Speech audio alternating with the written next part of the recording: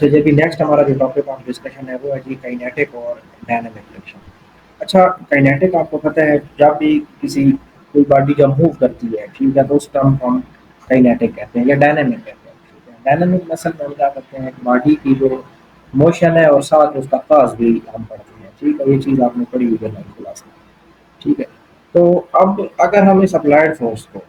ٹھیک ہے، یہ جو اسٹیٹک فرکشن میں باڈی تھی، اب اگر ہم اس اپلائڈ فورس کو اور زیادہ انکریز کرتے ہیں، مطلب دو باڈیز کانٹیکٹ میں ہیں اور آپ ایک باڈی کو دوسری باڈی کے اوپر سلائڈ کرانا چاہتے ہو، تو اگر آپ اس اپلائڈ فورس یعنی کہ پی کو بڑھا دو، ٹھیک ہے، تو اب جو باڈی ہے یہ اوپر والی یہ موشن میں آ جائے گی، تو جو اپوزنگ فورس ہوگی اس کو کائنیٹک فرکشن کہیں گے۔ اب یہ جو فورس پیچھے کی طرف ہے اس کو اسٹیٹک فرکشن نہیں بلکہ یہ کائنیٹک فرکشن ہے، ٹھیک ہے۔ کائنیٹک فرکشن جو ہوتی ہے وہ نارمل ریئیکشن پہ ڈیپینڈ کرتی ہے، یعنی کہ دوسرے الفاظ میں یہ ایم جی پہ ڈیپینڈ کرتی ہے باڈی کی، ٹھیک ہے۔ اب کائنیٹک فرکشن جو ہے اس میں یہ تو ہمارے پاس پہلی چیز ہوگی کہ آپ کے پاس یہ نارمل ریئیکشن پہ ڈیپینڈ کرتی ہے، اور یہاں سے میو کے آپ کے پاس ایک کوفیشنٹ آف کائنیٹک فرکشن آئے گا، ٹھیک ہے۔ دوسرا پوائنٹ ہے کہ کائنیٹک فرکشن کی جو ویلیو ہوتی ہے وہ سرفیس ان کانٹیکٹ پہ ڈیپینڈ کرتی ہے، جو دو سطحیں آپس میں کانٹیکٹ میں لائی گئی ہیں تو وہ کس نیچر کی ہیں۔ کینیٹک فرکشن جو ہوتی ہے وہ لمیٹنگ فرکشن سے ہمیشہ کم ہوتی ہے۔ اب اس کا کیا مطلب ہے؟ اس کا مطلب ہے کہ جو باڈی کی ٹینڈنسی ہے کہ باڈی جو اپنے آپ کو مینٹین رکھے موشن ریسٹ کی حالت میں، کائنیٹک فرکشن اس سے کم ہوتی ہے، ٹھیک ہو گیا۔ یعنی کہ جو کوفیشنٹ آف کائنیٹک فرکشن ہوتا ہے وہ کوفیشنٹ آف اسٹیٹک فرکشن سے کم ہوتا ہے، اس لیے ہمیں کوئی زیادہ فورس چاہیے نا، اس اس ایف ایل سے زیادہ فورس چاہیے تبھی باڈی موو کرے گی، دوسرے الفاظ میں، ٹھیک ہے۔ تو start a motion then to maintain it against, اور ہم نے پھر اس کی موشن کو مینٹین بھی رکھنا ہے تو اب ہمیں اس ایف کے کو زیادہ کرنا ہوگا، زیادہ فورس دے کے، دوسرے الفاظ میں، کیونکہ وہ کہہ رہا ہے کہ یہ کیوں ہوتا ہے، کیونکہ once the motion starts actually inertia of rest has been overcome, تو جو ریسٹ کا جو انرشیا ہے نا اس کو ہم نے ختم کر دیا ہے، ٹھیک ہے۔ Also when motion has actually started irregularities of one surface have little time to get locked again into the irregularities of the other، یعنی کہ ایک سرفیس کی جو irregularities ہوتی ہیں ان کو دوسری سرفیس کی irregularities میں ٹرانسفر کرنے کے لیے ہمیں کچھ ٹائم چاہیے ہوتا ہے، جب وہ چیز مینٹین کر لیتی ہے اپنے آپ کو تو باڈی پھر موشن میں آ جاتی ہے۔ کائنیٹک فرکشن جو ہوتی ہے وہ ویلوسٹی آف باڈی پہ ڈیپینڈ نہیں کرتی۔ اب آپ یہ مت دیکھیں کہ کائنیٹک انرجی کا فارمولا ہے ہاف ایم جی اسکوائر، تو نہیں، kinetic friction velocity of body پہ ڈیپینڈ نہیں کرتی، یہ پوائنٹ آپ نے یاد رکھنا ہے۔ پھر ہمارے پاس ٹائپس ہیں کائنیٹک فرکشن کی۔ سلائڈنگ فرکشن ہے، جب آپ ایک باڈی کو دوسری باڈی کے اوپر سلائڈ کرانے کی کوشش کرتے ہو، ٹھیک ہے، یعنی کہ دوسرے الفاظ میں دھکیلتے ہو، تو اس کیس میں ہمارے پاس جو فرکشن آفر کی جاتی ہے اس کو کہتے ہیں سلائڈنگ فرکشن۔ جیسے اگر آپ کے پاس ایک فلیٹ بلاک ہے، وہ موو کر رہا ہے ہورزنٹل ٹیبل کے اوپر، ٹھیک ہے، جیسے یہ آپ کے پاس سمپل چیز ہے، اگر آپ اس کو ایسے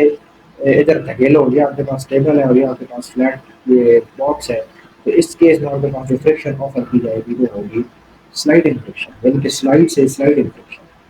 اور رولنگ فرکشن کیا ہوتی ہے؟ جب آپ کسی بھی سفیریکل آبجیکٹ کو یا کسی بھی ویل کو، کسی بھی ڈسک یا رم کو یا کسی بھی سلینڈر کو رول کراتے ہیں دوسری سرفیس کے اوپر، تو اس کیس میں جو فرکشن آفر کی جاتی ہے اس کو کہتے ہیں رولنگ فرکشن، یعنی کہ رول کرنے سے رولنگ فرکشن، ٹھیک ہے۔ اور رولنگ فرکشن جو ہوتی ہے وہ وہ کہہ رہا ہے کہ ڈائریکٹلی پرپورشنل ہوتی ہے نارمل ریئیکشن کے ڈائریکٹلی پرپورشنل، اور جو ریڈیس آف رولنگ سلینڈر یا ویل جو بھی آپ آبجیکٹ لے رہے ہو اس کے انورسلی پرپورشنل، یہ ریلیشن آپ نے یاد رکھنا ہے، ٹھیک ہو گیا۔ یعنی کہ ایف جو رولنگ ہے، رولنگ فرکشن ہے، وہ میو آر یعنی کہ coefficient of rolling friction into ریٹ normal reaction of body divided by radius of cylinder, یعنی کہ ان چیزوں کے لیے ڈیپینڈ کرتی ہے۔ آگے وہ کہہ رہے ہیں کہ جو میو آر ہے نا وہ کوفیشنٹ آف رولنگ فرکشن ہے، it would have dimension of length and will be measured in metre, یعنی کہ اس کی جو ڈائمینشنیں ہوتی ہیں وہ لینتھ کی ہو سکتی ہیں اور آپ اس کو میٹر میں میجر کر سکتے ہیں۔ آگے آپ کے پاس ہے کہ جو رولنگ فرکشن، اچھا یہ اب میٹر میں آپ اس کو کیسے دیکھ سکتے ہو؟ یہاں پہ دیکھیں آپ کے پاس یہ آ رہا ہے ادھر، یہ آپ کے پاس کیا ہے؟ ریڈیس ہے، تو اس کیس میں آپ کے پاس ادھر سے آ رہا ہے اور کچھ بھی نہیں ہے اس میں، ٹھیک ہے۔ یہ جب آپ کو اوپر نیچے ڈیوائڈ ہوں گے تو یہ تو دونوں فورسز ہیں، یہ تو ریشو بن جائے گی، یہ آپ کے پاس جو آ رہا ہے نا یہ آپ کو ڈائمینشن دے گا۔ رولنگ فرکشن میں کہہ رہا ہے کہ اسمال ہوتی ہے as compare to sliding friction, that is why heavy loads are transported by placing them on cars with wheel. بڑی سمپل چیز ہے، اگر آپ کسی بھی چیز کو رول کرو گے نا تو اس میں فرکشن اب کم ہوگی۔ اب اس کی وجہ کیا ہے کہ جب کوئی باڈی رول کرتی ہے تو اس کا کوئی ایک پارٹ جو ہوتا ہے وہ کانٹیکٹ میں ہوتا ہے دوسری سرفیس کے ساتھ، تو فرکشن تھوڑی ہوگی۔ لیکن جب آپ اس چیز کو بلاک کو سلائڈ کرتے ہیں وہ پوری کی پوری اس باڈی کے اوپر امپوز ہو جاتی ہے۔ ٹھیک ہے، یہ جو پہلے کا دیا ہے کہ رولنگ فرکشن میں جو کانٹیکٹ ہوتا ہے وہ بہت کم ہوتا ہے، اور وہ کہہ رہا ہے کہ the velocity of point of contact with respect to the surface remains zero all the time although the center of wheel moves forward۔